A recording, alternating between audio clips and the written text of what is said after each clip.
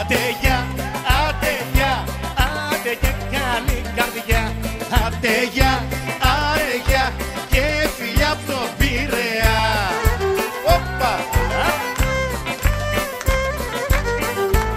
Τους παίκτες του Παναθηναϊκού από τον Κουτσούρε.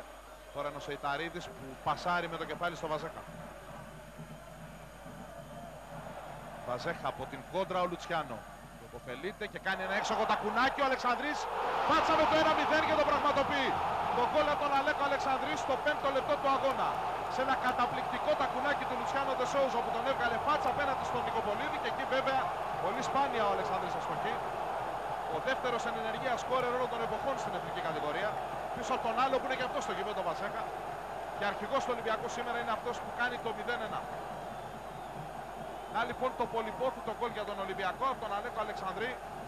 Το λέγαμε ότι ο Ολυμπιακός χωρίς γκολ δεν έχει τύχει σε αυτό το μάτς. Και το πετυχαίνει τόσο νωρίς. Μόλις στο 5ο λεπτό του αγώνα. Εδώ πάλι. Τσιάνο, τακουνάκι, φεύγει καλυπτόμενος καθαρά από το πόκολο ο Αλεξανδρής. Πλασάρει ιδανικά τον εξερχόμενο Νικοπολίδη και κάνει το 0-1 στο 5ο λεπτό ακριβώς. Εδώ. Το εξαιρετικό πλασέ με το δεξί από τον Αλέκο Αλεξανδρή. Βλάοβιτς. Παναθηναϊκός που τώρα βέβαια δεν θέλει το γκολ για να φύγει το άγχος, αλλά για να ξαναμπεί στην διεκδίκηση της πρόκρισης. Φάουλ τώρα για τον Ολυμπιακό που πήρε ο Νιάδης. Πολύ ωραίο ξεκίνημα σε αυτά τα πρώτα 9 λεπτά στο τέρμι. Την μπάλα πάνω κάτω με προσπάθειες και από τους δύο και ένα γκολ βέβαια τόσο νωρίς και μάλιστα το φιλοξενούμενο. Λουτσιάνο παίρνει πολλά μέτρα φόρα, για να δούμε. Καταπληκτικό γκολ του Λουτσιάνο. Ο Βραζιλιάνος είναι αυτός που βάζει τη σφραγίδα του στο ξεκίνημα του μεγάλου ντέρμπι. Αφού κάνει το εκπληκτικό τακουνάκι στο 5 και δίνει έτοιμο γκολ στον Αλεξανδρή στο 9 και ραυνοβολεί τον Νικοπολίδη, στέλνοντας την μπάλα στο αριστερό γάμα της εστίας του με έναν αριστερό κεραυνό. Από τα γκολ που σπάνια βλέπουμε. Επιτρέψτε μου να πω ότι ήμουν έτοιμος να χαρακτηρίσω τρελή την απόφαση του Λουτσιάνο να πάρει τόσα μέτρα φόρα για να σουτάρει από εκεί απευθείας το φάουλ. Εδώ είναι ο Λουτσιάνο. Ένα εκπληκτικό γκολ για να γίνει το 0-2 λοιπόν. Κοιτάξτε εδώ το σουτ με το αριστερό. Η φοβερή τροχιά της μπάλας ακουμπάει και στο οριζόντιο δοκάρι. Εκεί δεν πιάνεται βέβαια. Ούτε μία ευθύνη του Νικοπολίδη. Πάλι αυτό το γκολ που πρέπει να είναι από τα 40 μέτρα περίπου. Τρομερό γκολ. Απίστευτο γκολ φάουλ.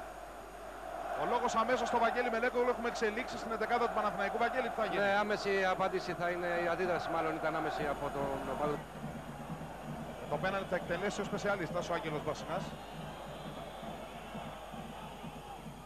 Αποκρούει ο Ελευθερόπουλος εξ επαφής το γκολ για τον Παναθηναϊκό από τον Λιμπερόπουλο. Το γκολ για τον Παναθηναϊκό από τον Λιμπερόπουλο που πάντως είχε ξεκινήσει πολύ νωρίτερα και μπήκε μες στη μεγάλη περιοχή και απεκόμισε και ο Όφελος. Για το Σεταρίδη που έχει χώρο, τώρα καλύπτει ο Ζελίας, Σεταρίδης. Συρτή σέντρα, περνάει η μπάλα, Βαζέκα στην περιοχή, σουτάρει. Νέα εκπληκτική επέμβαση, ο Βλάοβιτς, συγγνώμη. Όχι, ο Βαζέχα ήταν.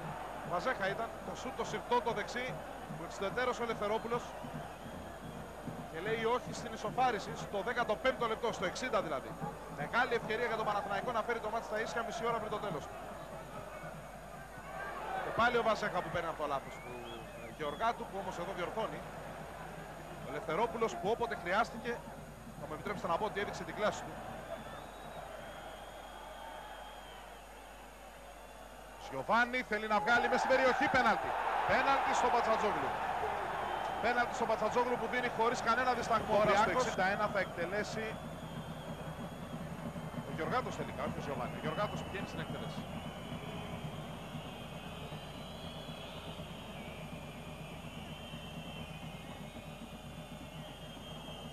Κοιτάξτε πως περιμένουν οι δύο προπονητές. Γεωργάτος τώρα. Στα δίχτυα η μπάλα, το 1-3 για τον Ολυμπιακό. Γεωργάτος που νικάει τον Νικοπολίδη, στέλνοντας την μπάλα στον ουρανό των δίχτυων της εστίας του. Πανηγυρίζει ο Γεωργάτος που φωνάζει τους συμπαίκτες του να πανηγυρίσουν όλοι μαζί. Και δείχνουν τις φανέλες στον κόσμο του Ολυμπιακού.